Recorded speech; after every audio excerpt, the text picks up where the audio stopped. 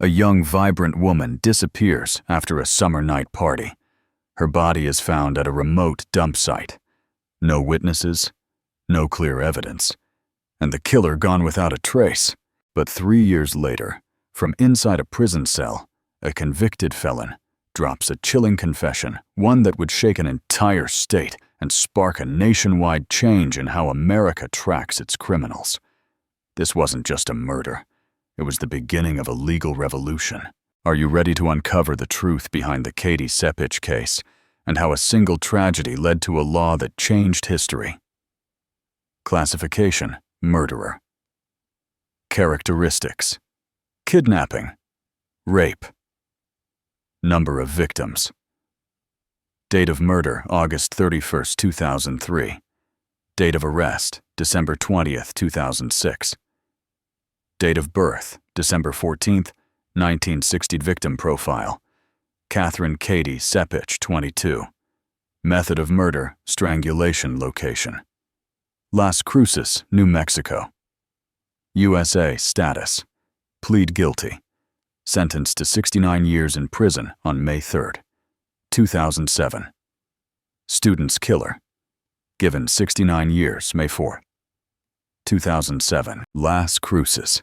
Gabriel Avila was sentenced to 69 years in prison after pleading guilty Thursday to the 2003 rape and murder of New Mexico State University graduate student Katie Sepich. State District Judge Douglas Driggers ordered Avila, a 27-year-old Mexican national, to serve the sentence after finishing a 9-year sentence. He is now serving on an unrelated 2004 conviction for aggravated burglary.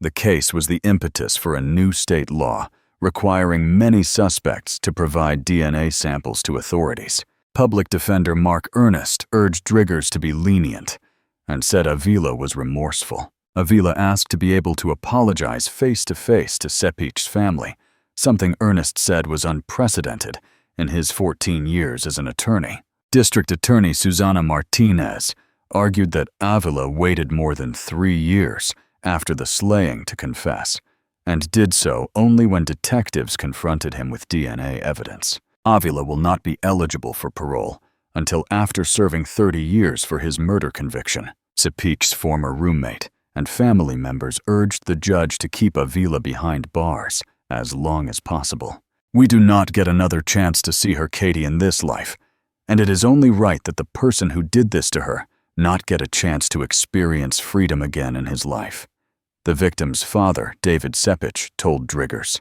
Katie Sepich, who was 22 and from Carlsbad, was last seen leaving a party for a 2-block walk to her home on Las Cruces' east side. Her body was discovered later that day, August 31, 2003, at the city's former dump. Avila was not identified as a suspect until mid-December 2006, when his DNA came up as a match to evidence collected from under Sepich's fingernails and from her body. Avila subsequently confessed that he encountered Sepich as he drove in the Roadrunner Parkway area and almost struck her with his truck as she walked home. Avila said he followed Sepich home and approached her as she tried to get into her rented house through a bedroom window. She had left her keys at the party. Avila said he lost it, grabbed Sepich, raped her outside her bedroom window, and then strangled her with his hands, Martinez said. Avila then placed Sepich's body in his truck, deposited her body at the old dump, and used alcohol to try to burn her body. The Friday before she was killed, Katie Sepich spent a relaxed day with her roommate, Tracy Waters, at a Mesilla Valley Mall store looking at a turquoise ring Sepich hoped her boyfriend would buy her. The two women were to be bridesmaids in a friend's wedding, and Waters' mother was in Las Cruces to assemble gowns with fabric the roommates had bought. Sepich's parents pushed the passage last year of a state law requiring that DNA samples to be taken from adults arrested for certain felonies, including murder, sex crimes, and robbery. Dubbed Katie's Law, it expanded the requirements for DNA samples. Police get break in Katie Sepich murder. December 22, 2006, the Dona Ana County Sheriff and District Attorney announced on Friday that a convicted felon from his prison cell confessed to the murder of Katie Sepich. Police said Gabriel Avila, 27, confessed after his DNA matched DNA found on Sepich's body. Avila is being charged with capital murder and rape. It means everything to the family to finally have a name of the person that will be found hopefully responsible for the death of Katie, said District Attorney Susana Martinez. Avila is a Mexican national who has been an inmate in the New Mexico corrections system since November 2004. He was sentenced to 9 years for aggravated burglary and intent to commit aggravated assault. He was arrested for that crime in November 2003, just 3 months after Sepich was murdered, and more than 3 years after her death. Martinez said a sample of Avila's DNA practically solved the case. DNA was taken from him 2 months ago because all prisoners have to submit to DNA. It was tested and came back as a match, said Martinez. Since 1997, New Mexico has required that felons provide DNA samples in the hopes those samples will help solve more crimes. Because of her parents' efforts, Sepich's unsolved murder led this year's New Mexico legislature to expand the number of people who must provide DNA samples to include anyone who's arrested on a violent felony charge. Katie's Law, as it's called, takes effect Jan. 1. The samples will be placed into a database for comparison to DNA samples associated with unsolved crimes. Without that sample, that was one of the things that led us to the suspect in the first place, said Donna Ana Sheriff Todd Garrison. After the match, investigators questioned Avila, who not only confessed to the crime, but provided them with details about the murder only he could have known. He told investigators he raped and killed Sepich outside her bedroom window in the early morning hours of August 31, 2003. Investigators said she went to a party the night before and left the party after midnight. She wasn't seen again. Investigators also have located and seized the truck believed to have been used to transport Sepich's body to the desert east of Las Cruces. The truck had been sold, and the new owner consented to its seizure. Investigators also were able to obtain a ring worn by Sepich on the night of the murder. The right had been left in the truck. The ring and the truck are being processed for evidence. I've always known that this case could be solved, and just knew it, said Garrison. Martinez said if Katie's Law had been in effect in 2003, Avila would have been brought to justice much sooner. Dave Sepich, Katie's father, said his biggest fear was that someone else would have to die at the hands of Katie's murderer. But now he can put that fear at ease. It was like, were we dreaming that this was actually happening? We had become pretty resolved with the fact that we may never know, said Sepich.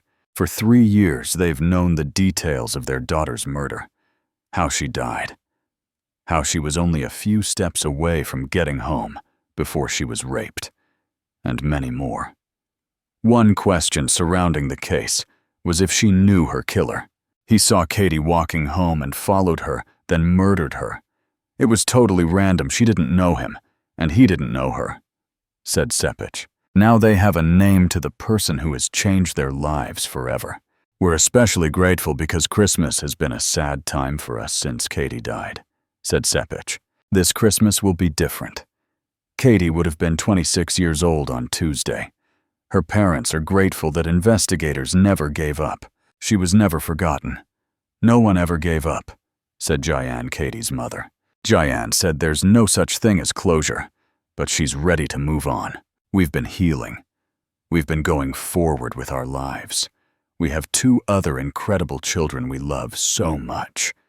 But this will allow us to heal in a way we couldn't have otherwise, said Jayan. Suspect confesses to Sepich murder from his prison cell December 22, 2006. Doña Ana County Sheriff Todd J. Garrison and 3rd Judicial District Attorney Susana Martinez announced at a press conference today that convicted felon Gabriel Avila, 27, has confessed to the 2003 rape and murder of Katie Sepich.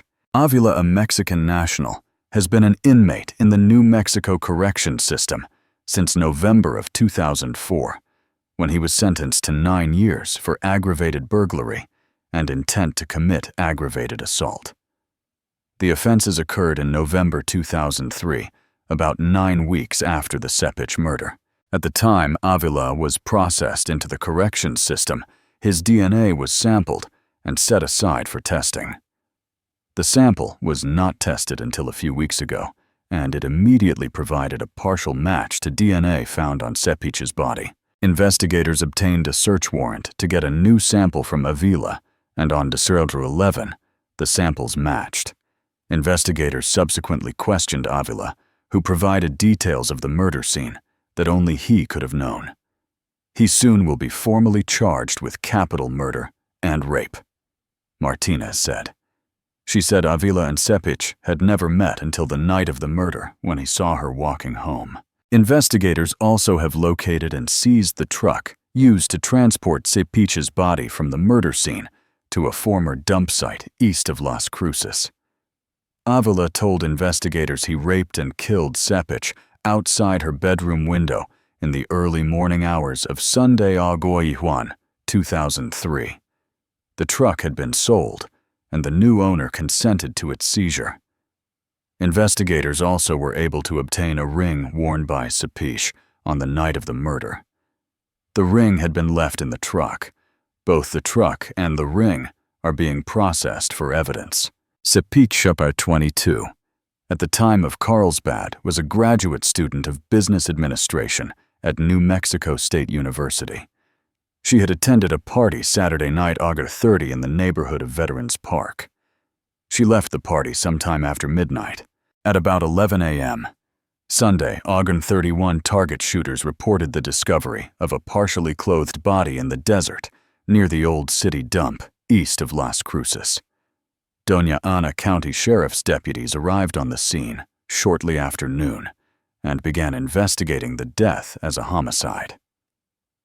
In the meantime, Sepich's roommates reported to police that she had not returned home. More than 100 people were interviewed during the course of the investigation, which attracted national media attention. In announcing Avila's confession, Garrison said several area law enforcement agencies contributed to the investigation.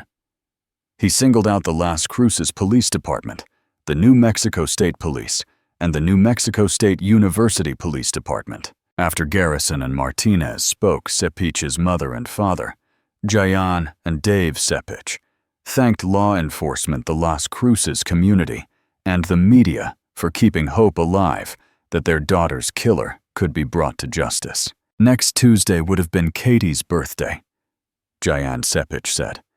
She would have been 20. This is a very fitting birthday present for our daughter Katie. Jayan Sepich also vowed that she and her husband will continue to work to have Katie's law passed in all 50 states as a tribute to their daughter. The law, which takes effect in New Mexico on January 2007, will require DNA samples to be collected at the time of arrest on any violent felony charges. The samples will be placed into a database for comparison to DNA samples associated with unsolved crimes. Martinez said that if Katie's law had been in effect in 2003, Avila would have been brought to justice much sooner. Katie Sepich, murder not solved. 1 year later, August 29, 2004. This Tuesday will mark the 1-year anniversary of the death of NMSU student Katie Sepich. There have been no arrests and very few leads in the case. The body of 22-year-old Katie Sepich was found at an old dump near Las Cruces last August 31st. Sepich was last seen leaving a party in the early morning hours. Her body found later that day. Investigators say they are looking for a person of interest. A man wanted for the abduction, torture, and rape of a Green Bay, Wisconsin woman. District Attorney Susana Martinez says the lack of progress is frustrating, but they continue to follow every lead. But we are also going to be following all other leads that come their way, so they are not going to zero in on one individual. Definitely not. They will investigate every lead that comes their way, said District Attorney Susana Martinez. Martinez says already tens of thousands of dollars have been spent on DNA tests. Investigators confirm how an NMSU student was murdered. Autopsy confirms an SU student was strangled. September 30. For most of the day, sheriff's investigators combed for clues in the same neighborhood where 22-year-old Katie Sepich was last believed to be walking home from a party near her home early Sunday morning. Autopsy results now reveal that Katie, an NMSU graduate student, was strangled. Her body was found Sunday morning in the desert, just east of Las Cruces. Investigators say she had been raped, and then her body was dumped here sometime during the night. As we first told you, Katie's family remains in shock over the news of her death. Her father, David Sepich, spoke to us from Carlsbad about his daughter and why he believes she felt safe enough to walk home that night. He says she felt comfortable walking home 2 or 3 blocks to her house in a good neighborhood, and that is when she disappeared. In the quiet Las Cruces neighborhood where Katie lived, many are also grieving her loss. My heart just broke. I was driving in tears, just thinking of the father coming up here, having to identify the body. Valerie Ruiz says the tragedy has now sparked concern for her and many other neighbors. Meantime, sheriff's investigators say they are still looking for suspects, and they ask the public for help with any leads. New information on brutal death of Katie Sepich. September 3rd. She had a great big smile and great big eyes. She was the kind of girl that when she walked into the room, she just lit the room up. She was the center of attention. She was the life of the party. That's how Dave Sepich, father of New Mexico State student Katie Sepich, remembers his daughter. The Sepich family remains in shock over the news of Katie's death. As we've reported, Katie's body was found Sunday morning just east of Las Cruces. Though the sheriff's department is not yet releasing much information into the cause of death, they are saying that she appears to have been sexually assaulted. They also say she was not killed with a gun. Tuesday, Katie's father, Dave Sepich, spoke by telephone with KFOX News at 9. He says his daughter was hardworking. She had worked in her family's business since she was 13 and was working to pay her own way through New Mexico State. Eventually, she planned to pursue a career in marketing or in media communications. It's just amazing now that we're learning the breadth of how many people's lives.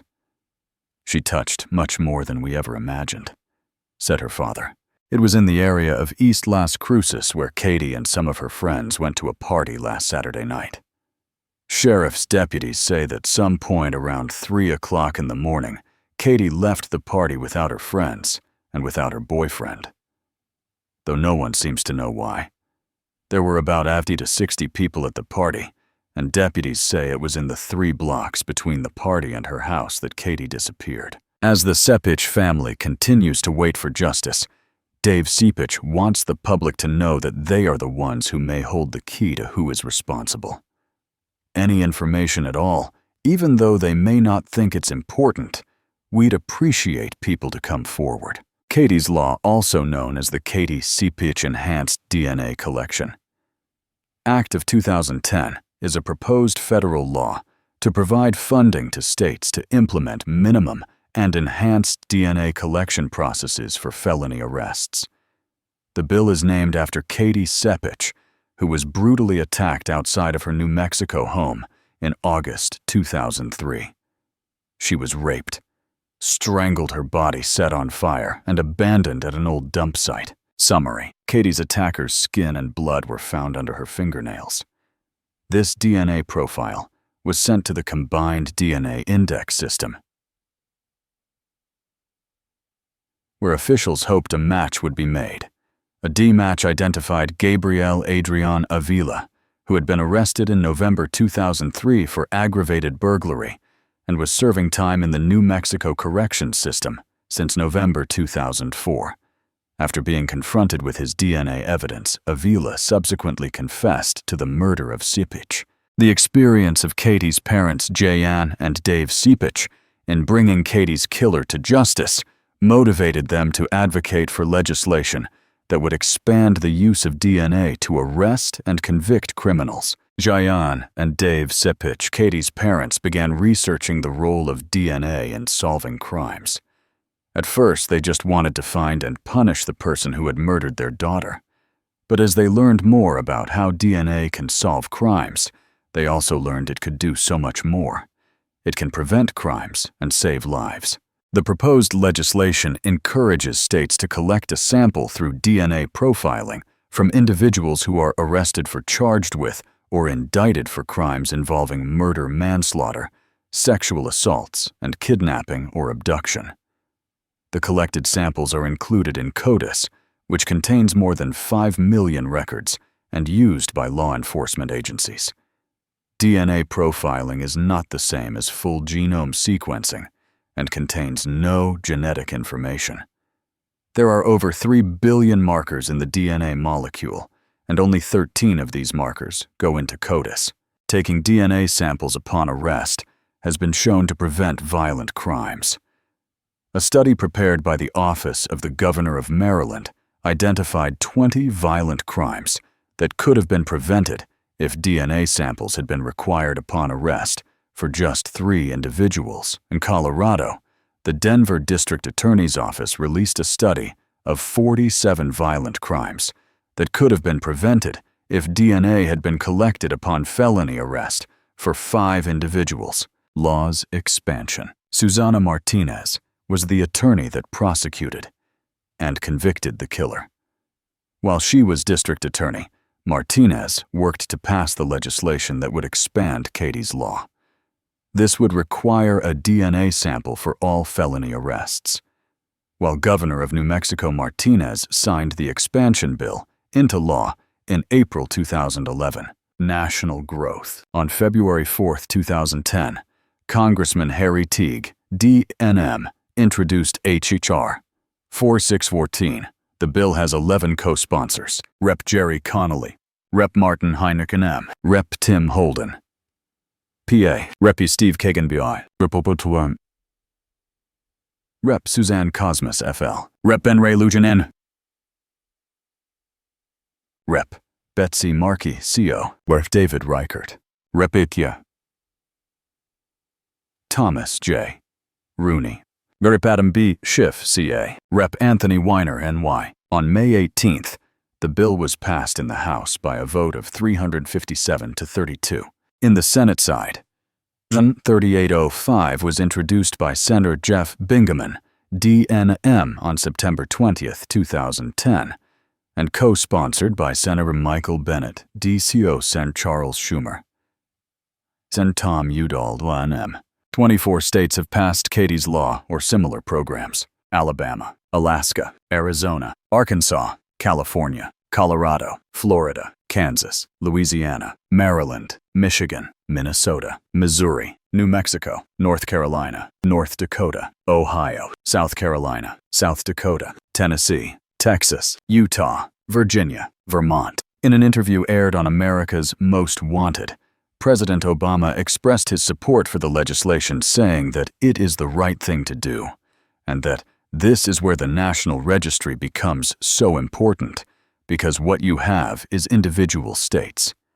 They may have a database, but if they're not sharing it with the state next door, you've got a guy from Illinois driving over into Indiana, and they're not talking to each other. Criticism. Some opponents argue that this policy is an invasion of privacy or a violation of civil rights. Others comment that since DE contains sensitive genetic information, it is quite different from fingerprints. A federal district court in the United States v. Poole upheld that the federal statute allowing collection of DNA samples prior to conviction for inclusion in the National DNA Database does not represent a violation of constitutional rights. In issuing its ruling, the court specifically held that the collection does not represent a violation of Fourth Amendment rights. The court also dismissed claims of violations of Fifth and Eighth Amendment rights. High courts in Maryland and Virginia also ruled that DNA upon arrest does not violate the Fourth Amendment. Maryland later reversed itself.